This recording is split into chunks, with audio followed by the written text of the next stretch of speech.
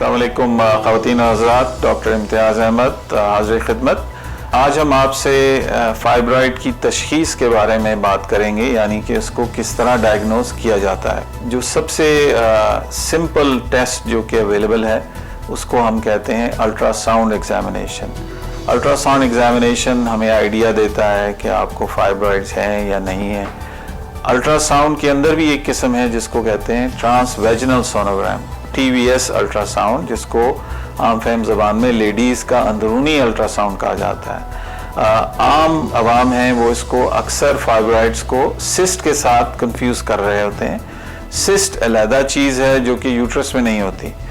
Uterus में fibroids और इससे मिलती जुलती चीज़ें होती हैं, मगर सिस्ट नहीं होती। सिस्ट ओवरी के अंदर पाई जाती हैं जिसका इससे कोई ताल्लुक़ नहीं है।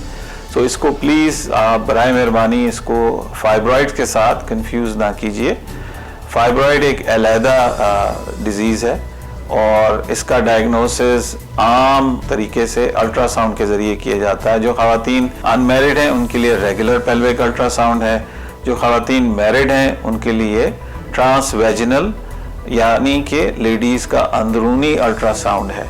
जब हमें इसका पता लग जाता है तो फिर उसके लिए हम मज़ीद टेस्टिंग करते हैं जिसमें MRI शामिल है, MRI पेल्विस विद कॉन्ट्रास्ट, जिससे हमें इसकी फाइब्रॉइड की हैयत के बारे में पता लगता है, इसकी कॉम्पोजिशन के बारे में पता लगता है, इसकी ब्लड सप्लाई के बारे में पता लगता है, और हमें ये भी मालूम होता है कि कोई और डिजीज़ प्रोसेस तो नहीं चल रहा है जिसमें एडिनोमाइसिस सरे फहरिस्त है।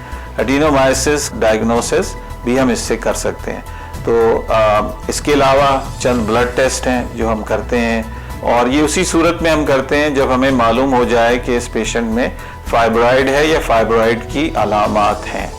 हमने इंट्रोड्यूस कराया है, we are based in Lahore at Hamid Latif hospital, और कराची में OMI हॉस्पिटल में हम अवेलेबल हैं, और हमारा जो दिया हुआ नंबर है इस पे आप हमसे रब्ता कर सकते हैं।